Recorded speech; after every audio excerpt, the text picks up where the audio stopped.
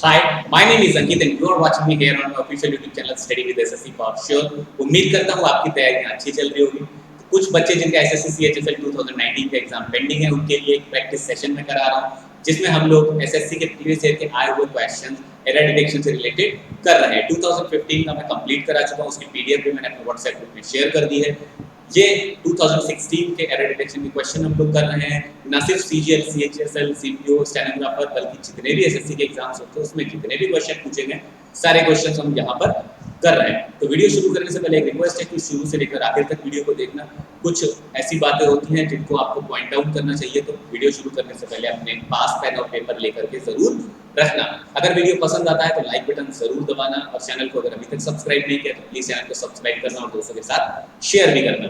तो इंस्ट्रक्शन में आपको बता देता हूँ, सर्टेन सेंटेंसेस यहाँ पर गिवन है, सभी में किसी न किसी पार्ट में एरर है, उस एरर के पार्ट को फाइंड आउट करना है। तो इस तरीके के क्वेश्चन एसएससी में पूछे जाते हैं, सिलेबस में होता है। सीपीओ का भी नोटिफिकेशन आ गया है, डिटेल रिव्यू मैंने अपने अदर चैनल पर वीडियोस अपलोड किए हैं, लाइक नोटिफिकेशन वाले में, स्ट्रेटेजी वाले में, और आज मैंने उसका सिलेबस भी डिस्कस किया है, तो आप बिल्कुल उस वीडियो को भी देख सकते हैं। सो शुरू करते हैं पहले सेंटेंस से। पहला सेंटेंस कह रहा है, essay writing is an art that requires many planning on the part of the writer। Okay, तो किसी भी सेंटेंस में एरर देखने के लिए सबसे पहले हम क्या चेक करते हैं, उसका subject verb agreement. Subject verb agreement में हर बार रिपीट करता हूँ, इस बार फिर से बता दे रहा हूँ। अगर किसी सेंटेंस में सब्जेक्ट सिंगुलर है तो वर्ब भी सिंगुलर लगेगी, अगर सब्जेक्ट प्लूरल है तो वर्ब भी प्लूरल लगेगी। तो यहाँ पर सब्जेक्ट देखते हैं, सब्जेक्ट है हमारा एसे राइटिंग। तो ऐसे राइटिंग कैसा सब्जेक्ट है, सिंगुलर। यहाँ पे वर्ब लगी हुई है इज, जो कि सिंगुलर है, तो सब्जेक्ट वर्ब अग्रीमेंट सही है। इसके बाद हम देखेंगे, आगे बढ़ेंगे, एन आर्ट दैट रिक्वायर्स।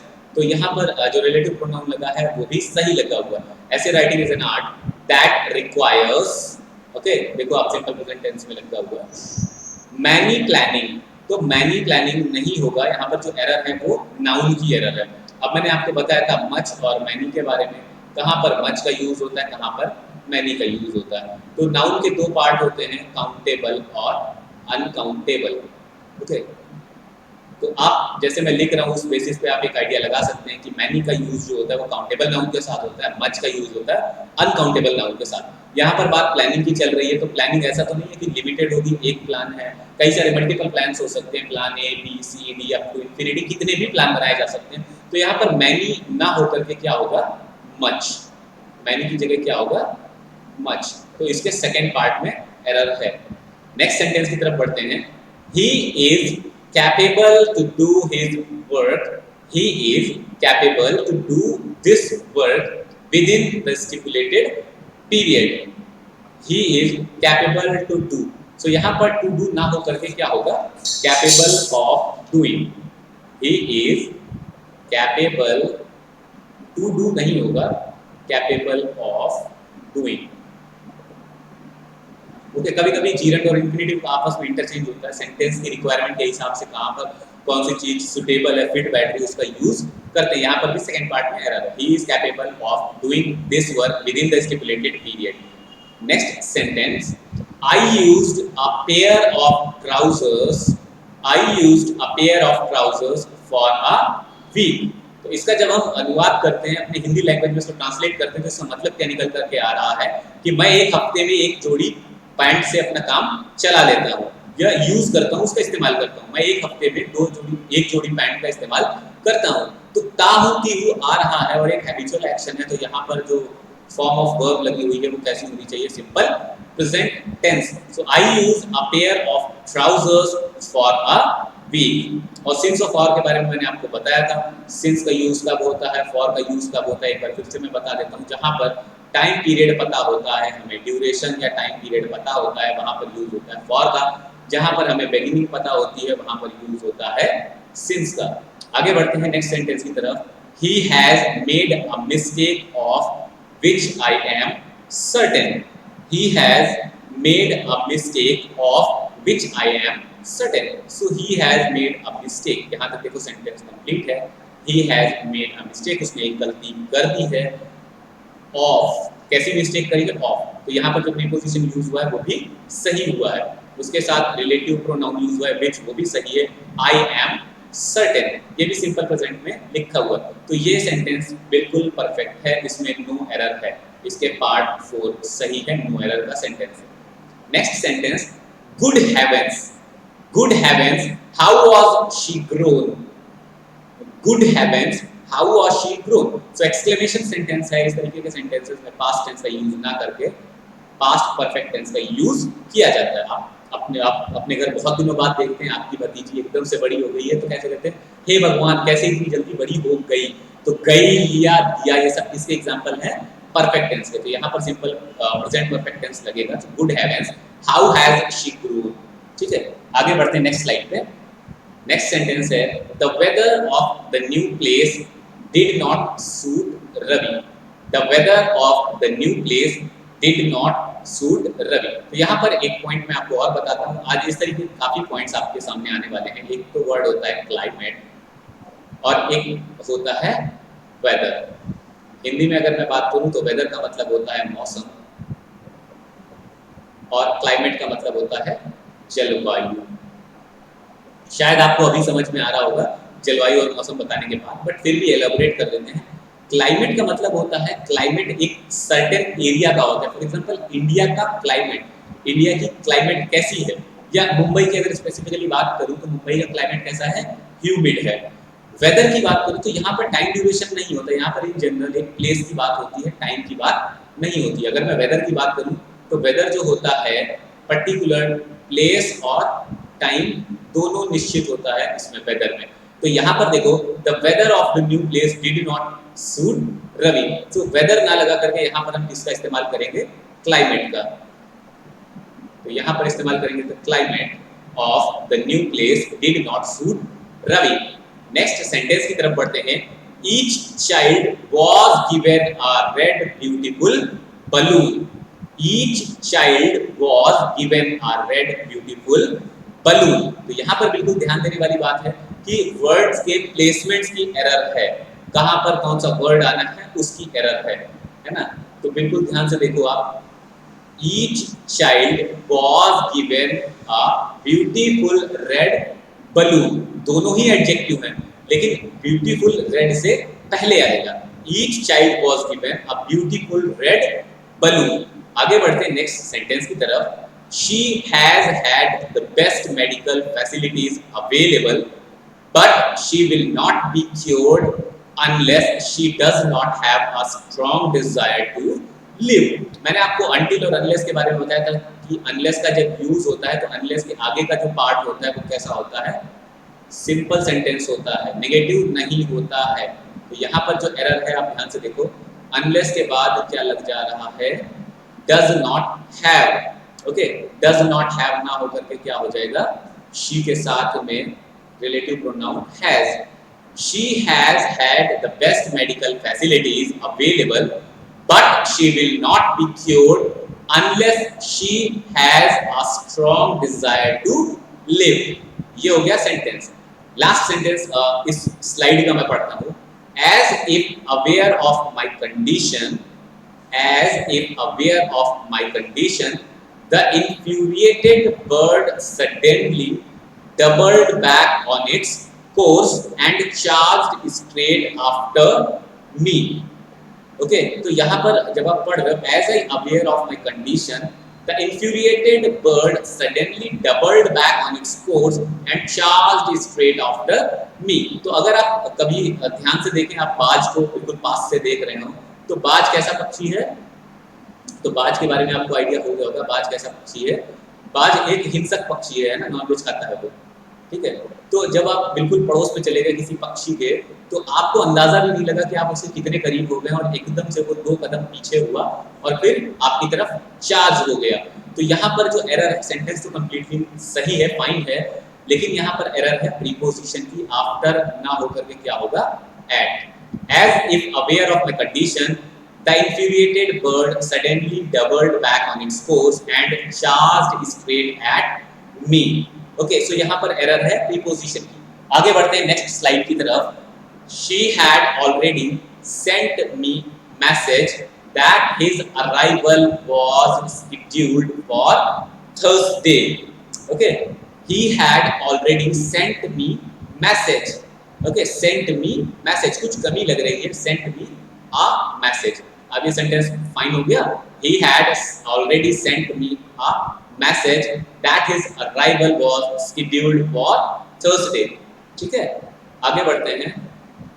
यहाँ पर आर्टिकल ए का यूज मिसिंग था तो वो यूज कर लिया, फिर सही हो गया।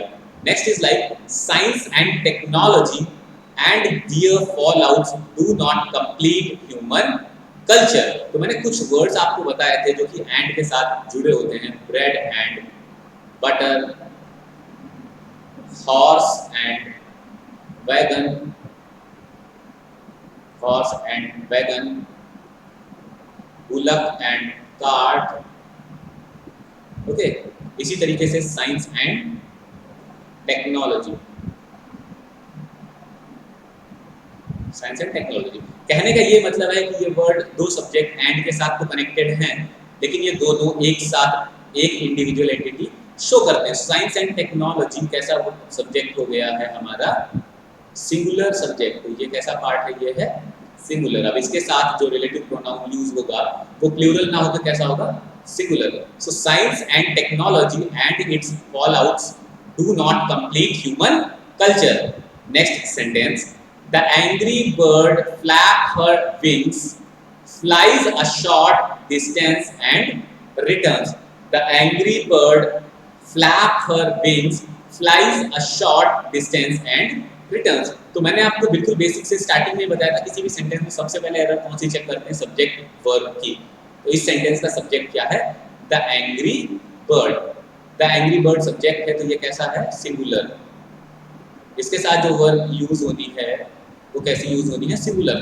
वर्ब को सिंगुलर बनाने के लिए उसमें क्या करते हैं, एस या ईएस ऐड कर लेते हैं। तो the angry bird flaps her wings, flies a short distance and returns. Next sentence, we must go and congratulate him for his brilliant success. We must go,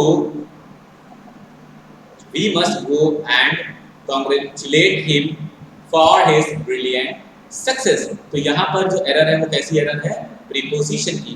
congratulate के साथ क्या लगेगा, on. We must go and congratulate him on his brilliant success. अगली slide पे चलते हैं। My brother along with his friends. तो along with as well as के साथ दो सब्जेक्ट ऐड होते हैं, अलोंग विद और एज वेल एज के साथ। तो यहाँ पर जो वर्ब यूज होती है वो पहले वाले सब्जेक्ट के अकॉर्डिंग यूज होती है। इस सेंटेंस में देखते हैं, माय ब्रदर सब्जेक्ट है कैसा, singular. My brother singular subject है। Along with his friends, along with his friends are, ये कैसी वर्ब हो गई, प्लूरल। ये ना होकर के क्या होगी, singular verb is. My brother along with his friends is going on a tour. My brother along with his friends is going on a tour. Next sentence पढ़ते हैं। You have prepared well for the examination, isn't it? You have prepared well for the examination, isn't it? बिल्कुल सही है ये वाला। इस sentence में no error है। अब इसको हैव नॉट या हैज नॉट मत कर देना। यू हैव प्रिपेयर्ड वेल, तुमने एग्जाम के लिए अच्छी तैयारी करी है, क्यों नहीं, इजंट इट। ओके, तो ये सेंटेंस सही है। नेक्स्ट सेंटेंस की तरफ बढ़ते हैं। Here is something pretty that you can wear on the party. Wear on something होता है, तो wear on your trousers, on your shirt, on your shoulders अच्छा लगता है, बट ऑन ना होकर के जब आप पार्टी की बात कर रहे हैं तो कौन सा प्रीपोजिशन यूज होगा, in. So here is something pretty that you can wear in the party. Next sentence, he was for all selling the car and buying the bicycle. He was for all, तो ये placement की error है। he was all for selling the car and buying a bicycle। तो यहाँ पर words आगे पीछे करके उसको करेक्ट किया जा सकता है। so he was all for selling the car, वो बिल्कुल कार बेचने पर ही उतारू था और साइकिल खरीदने पर भी। ठीक है, आगे बढ़ते हैं। Look at what I am doing and I do like I do। Okay, तो यहाँ पर look at what I am doing, ये एक पार्ट है सेंटेंस का। Look at what I am doing, ये एक पार्ट हो गया सेंटेंस का, और इसके बाद है and do like I do. Okay, so do like I do नहीं होगा, डू व्हाट आई डू या एज आई डू। जैसा मैं करता हूँ वैसा, एज या जो मैं करता हूँ वो, तो वहां पर what. So look at what I am doing and do what I do and do as I do. Next sentence, although I have never seen the girl before, although I have never seen the girl before, I recognized her at once from her photograph. Although I have never seen the girl before, I recognized her at once from her photograph. तो आगे का part किस tense में है? ये है simple past tense में। तो जब दो जॉब पास्ट टेंस में हो रही होती है, उनमें से एक पास्ट के भी पास्ट में होता है, तो पहली वाली जो कंडीशन होती है वो किस टेंस में लिखते हैं? पास्ट परफेक्ट टेंस में। तो आई हैव की जगह यहाँ पर क्या लगेगा? Helping verb had. So although I had never seen the girl before, I recognized her at once from her photograph. Next sentence, there was a comparison between you and he. तो यहाँ पर possessive case आएगा और लगेगा him. There was a comparison between you and him. Third part में error है। Next sentence, he flowed into a rage. He flowed into a rage at the very sight of that man. So fly के verb के part लिखते हैं fly, flew और flew. So fly into rage एक phrase है, fly into a rage, है ना? इसका मतलब होता है आग बबूला हो जाना, आग बबूला हो जाना। तो ठीक है, यहाँ पर फ्लोट नहीं होगा क्योंकि फ्लो वर्ब ही नहीं है, फ्लो यहाँ पर यूज नहीं होना है, यहाँ पर फ्लाई यूज होना है और उसकी सेकंड फॉर्म होती है flew. Okay, he flew into a rage at the very side of that man, यहाँ पर सेकंड फॉर्म यूज होगी फ्लू। आगे बढ़ते हैं, लास्ट स्लाइड आज की है, ठीक है, शायद ये लास्ट स्लाइड है, आगे देखते हैं। हाँ, ये आज की लास्ट स्लाइड है। So sooner had he come, sooner had he come, his colleagues organized a get together. Sooner had he come, his colleagues organized a get together. यहाँ का जो फर्स्ट पार्ट है वो बिल्कुल ही गलत है। Sooner had he come ना होकर के क्या होगा? As soon as he came. As soon as he came, his colleagues organized a get together. ठीक है, आगे बढ़ते हैं। I enjoyed during my tenure in Shimla. I enjoyed during my tenure in Shimla. So यहाँ पर क्या लगेगा? I had enjoyed, तो something possessiveness आ रही है, इसलिए वहाँ पर had का यूज होगा। So I had enjoyed during my tenure in Shimla. First part में error है। Next sentence, the government offered him clerical job. The government offered him clerical job, but he turned it over. So turned it over ना होकर के क्या होता है? Phrase turn it down. So turn down का क्या मतलब होता है? मना कर देना, deny. Okay. तो the government offered him clerical job, but he turned it down.